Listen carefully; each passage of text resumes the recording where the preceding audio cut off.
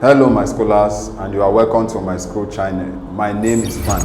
In this lesson video, we are going to be tackling JAMB CBT biology past question for the year 2008. Please do not go anywhere, relax, and we'll be right back.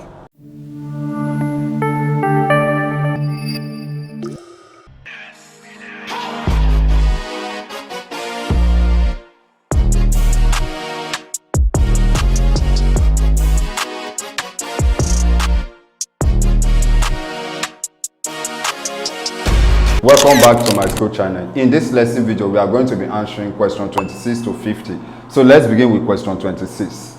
An ecological factor that will have the most limiting effects on the abundance of phytoplanktons in a turbid pond is A. pH, B. oxygen, C. light, D. temperature.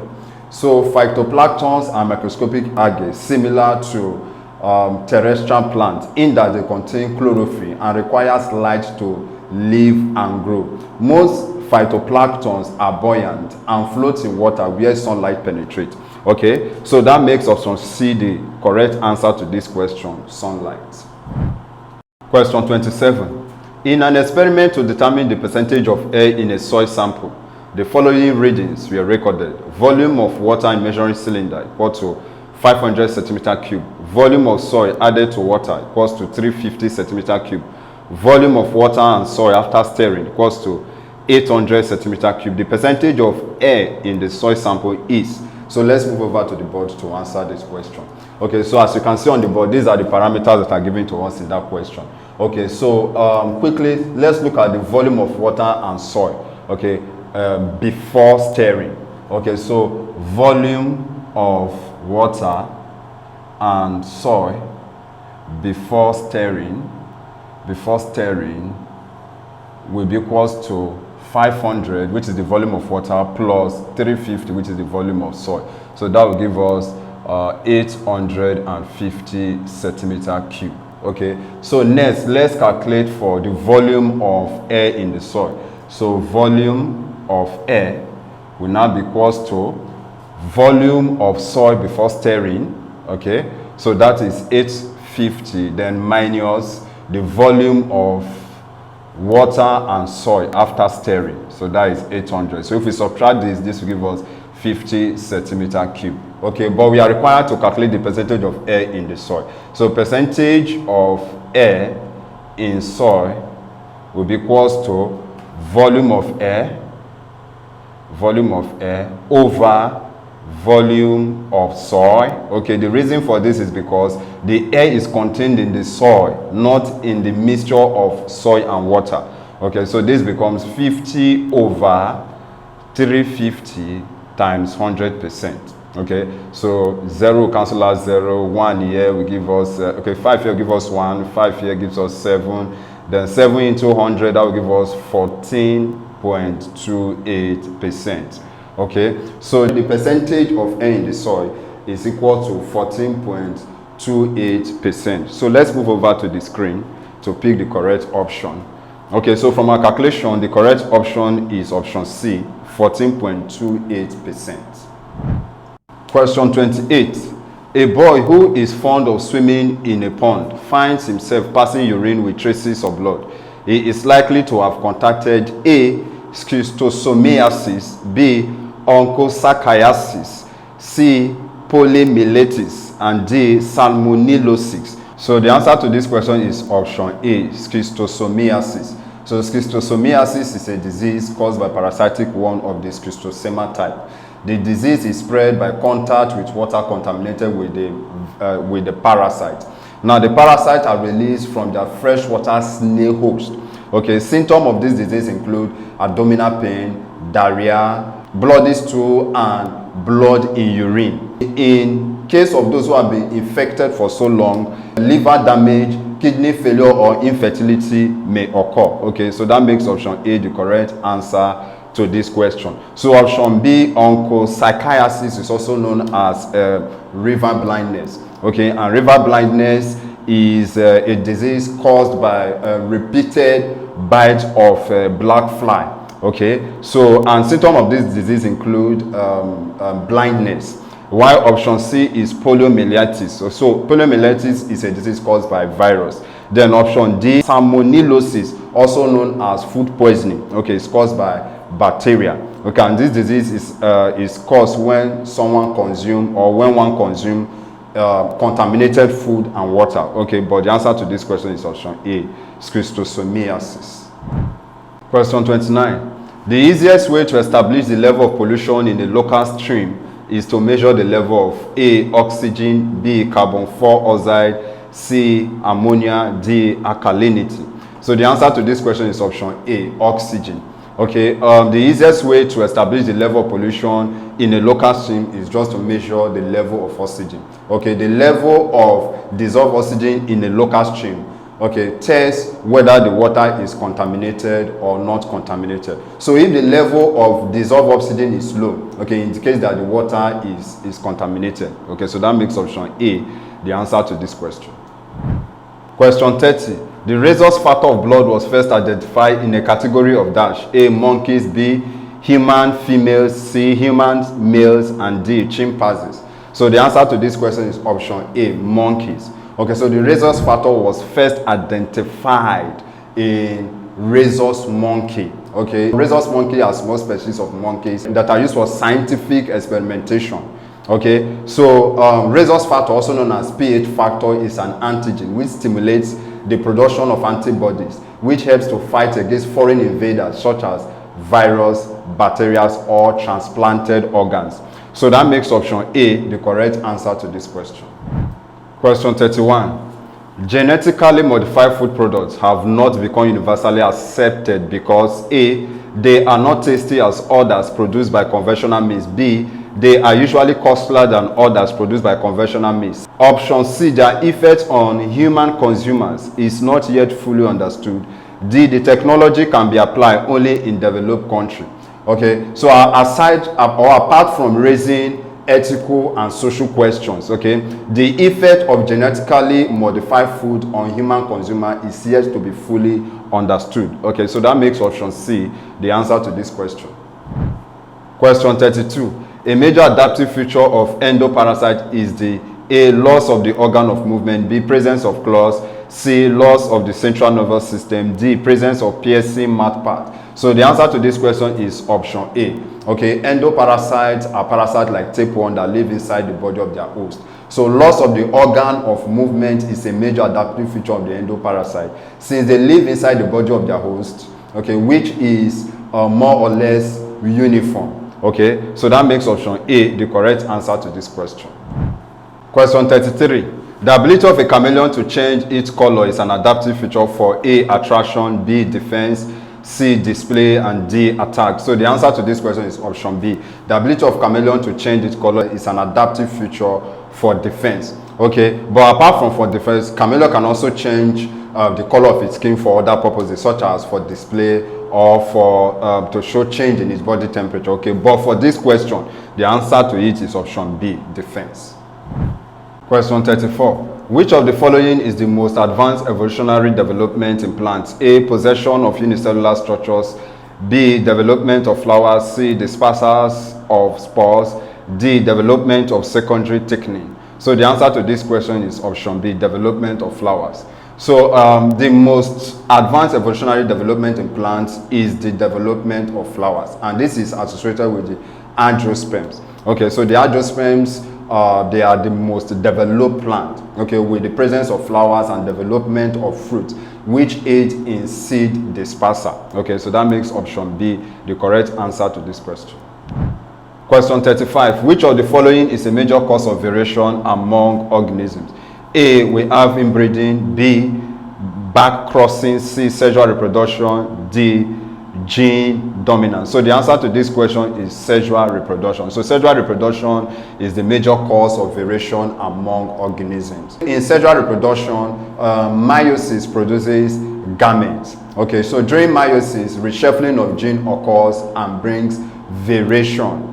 Okay, so this variation are passed from parent to offspring. So that makes option C the correct answer to this question. Question 36. Use the diagram above to answer this question. Which of the organisms is characterized by the possession of a chitinous exoskeleton. A, I, B, I, C, I, D, IV.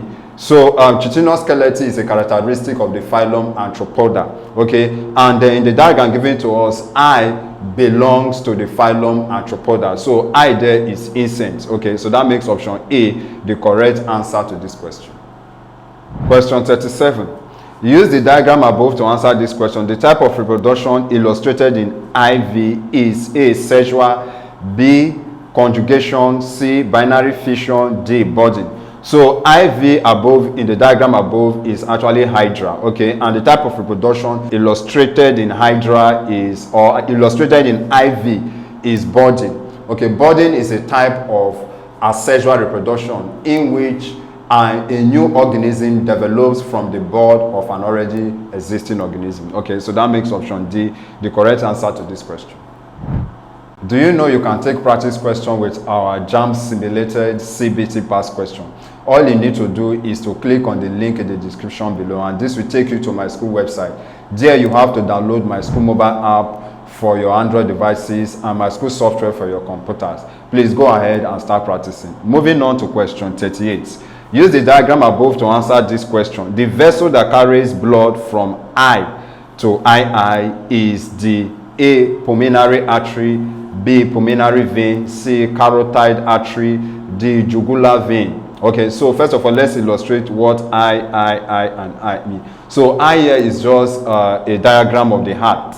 Okay, why I is a diagram of the lung. So what they're asking us in essence is what vessel or which vessel carries blood from the heart to the lung. Okay, so the answer to this question is option A, pulmonary artery. So pulmonary artery carries deoxygenated blood, okay, meaning blood lacking oxygen, to I, okay, which is the lung, to get oxygenated. Okay, so that makes option A the correct answer to this question. While option B, pulmonary vein returns oxygenated blood from the lung back to the heart. Okay, while your carotid artery, okay, the carotid artery actually carries blood to the neck and head, right? While your jugular vein returns blood from the head, okay, or from the brain back to the heart. Okay, but the answer to this question is option A, pulmonary artery. I believe you are enjoying this video content. If yes, please do not forget to hit the like button, click on the subscribe button, and lastly tap on the notification bell to get informed as soon as we release the next videos. Question 39. Use the diagram above to answer this question.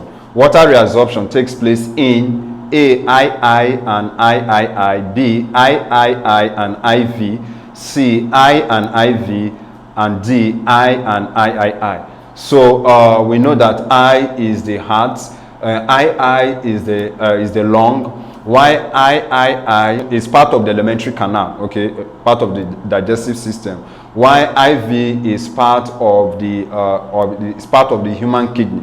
Okay, water reabsorption takes place in the colon of the alimentary canal. Okay, so the colon is part of the alimentary canal, so water absorption takes place in the colon. Okay, while IV is part of the kidney, okay, part of the human kidney, and water reabsorption also takes place in the kidney. Okay, so that makes option B, which is I and IV, the correct answer to this question. Question 40. Use the diagram above to answer this question. From the graph above, it can be appropriately deduced that A, the body temperature in I varies with that in I. B, the body temperature in I is independent of external temperature. C, I and I maintain constant body temperature. D, external temperatures affect the body temperature of I and I. So the answer to this question is option B. The body temperature in I is independent of external temperature. So by looking at the graph, you can see as the external temperature is increasing, the body temperature of I still remains the same. Okay, still remains constant, just no change. Okay, so that makes option B the correct answer to this question. Question 41. Use the graph above to answer this question. The animal represented by I is A, poikilotem, B, homeotem, C, carnivore, D, herbivore. So the answer to this question is homeotherm. Okay, but if you look at the graph carefully, you find out that as the standard temperature, okay, of the environment is changing, the body temperature of organism represented by I still remains the same. Okay, and such organisms are known as homeotherm. What that means is that their body temperature does not depend on the temperature of their surrounding. Okay, so these organisms, they have the ability to maintain their body temperature through metabolic activities. Okay, so that makes option B the correct answer to this question. While for option A, these organisms, their body temperature depends on the temperature of their surrounding, okay, which is actually referred to as their standard temperature. While carnivores are animals that feed on flesh, while herbivores are animals that feed on grass. Okay, so the answer to this question is option B, homeotherm. 42. In the diagram, the illustration is a typical example of a plant pollinated by A, wind, B, man, C, insects, and D, birds. So the answer to this question is option A. Okay, so the part labeled I is the male fluorescence, also known as tessel, spelled T-A-S-S-E-L. Okay, so the part labeled II is the female fluorescence. Okay, you can also call here silk. Okay, while the part labeled III, okay, is the style. While the part labeled IV is the parallel veined leaf. Okay, so the diagram you are seeing here is a typical example of a plant that is pollinated by wind. So that makes option A the answer to this question. Question 43. In the diagram, the part labeled I represents the A, stationary phase, B, lag phase, C, log phase, D, steady phase. So the answer to this question is option B, lag phase. Okay, so the part labeled I represents the lag phase. So the lag phase is the adaptation period where the organisms are adjusting to new conditions or they are preparing for growth. Okay, so that makes option B the correct answer to this question. Question 44. In the diagram, the part labeled IV indicated that the yeast population has A, reached its maximum size, B, reached senescence, C, stopped metabolizing food, D, started dying. Okay, so the answer to this question is option A, reach its maximum size. Okay, so the part labeled IV indicated that the yeast population has reached its maximum size. Okay, so that makes option A the correct answer to this question. Question 45. In the diagram, if species I, II, and III interact in a community, which of the following statements is true? A, the population of species II is growing at a slow rate. B, the population of species III has reached its carrying capacity. C, the population of species I has become extinct. D, the population of species I is always higher than species II. So the answer to this question is option C. The population of species I has become extinct. So let's look at the graph carefully. So this is the curve representing species I. So if we trace the curve down, we find out that the curve terminated at 50. So at this point, if we trace it down, you find out that it's at 0, okay, vertically. Meaning, and the vertical column stands for number of organisms. So at this point, at the tip here, we're having 0. Okay, what that means is that the population of species I has become extinct. Okay, so that is why option C is the correct answer to this question. Question 46. In the diagram, the population size of species II on the 20th day is A, 100, B, 200, C, 300, D, 400. Okay, so just move over to the graph and answer this question. So we are asked to that what is the population size of the species II on the 20th day. So first of all, let's indicate the curve. Okay, let's identify the curve for species II. So this is the curve for species II. So on the 20th day, which is on the x-axis, which is here, so we trace it up until we meet that curve. Okay, so when we trace it up, we meet the curve at this point. Then we trace it horizontally to the vertical to the y-axis, and that will meet the vertical axis at 200. Okay, what that means is that the population size of species II on the 20th day is what? Is 200. Okay, that makes option B the correct answer to this question. Question 47. In the diagram, which of the 4 offspring of the cross will be short if T, capital letter T, the gene for tallness, is dominant to small letter t, the gene for shortness. Option A will have I, option B will have II, option C will have III, option D will have IV. So let's move over to the board to quickly perform the crossing. So here we'll be having, in I, we'll be having TT, here we'll be having T, big letter T, small letter t. Here we have big letter T, small letter t, and here we'll be having small letter t's. Okay, so in IV we have homozygous shortness. Okay, so let's move over to the screen to pick the correct option. Okay, so from what we did, in IV we actually have the offspring that was short. Okay, so the answer to this question is option D, IV. Question 48. In the diagram, the genotypic ratio of the offspring of the cross is A 1:2, B 1:2:1, C 1:1:1:1:1, D 3:1. So let's move over to the board to answer or provide solution to that question. Okay, so I here we are having homozygous turners, okay, which is we have one homozygous turner, which is TT ratio. So in II and in III we have heterozygous turners. Okay, so that means we're having T, small letter t. While in IV we have homozygous shortness, which is 1, okay, which is TT, right? So if I were to put this in ratio, we'll be having 1:2:1. Let's move over to the screen to pick the correct option to this question. Okay, so from what we did, okay, which agrees with option B, 1:2:1. So that makes option B the correct answer to this question.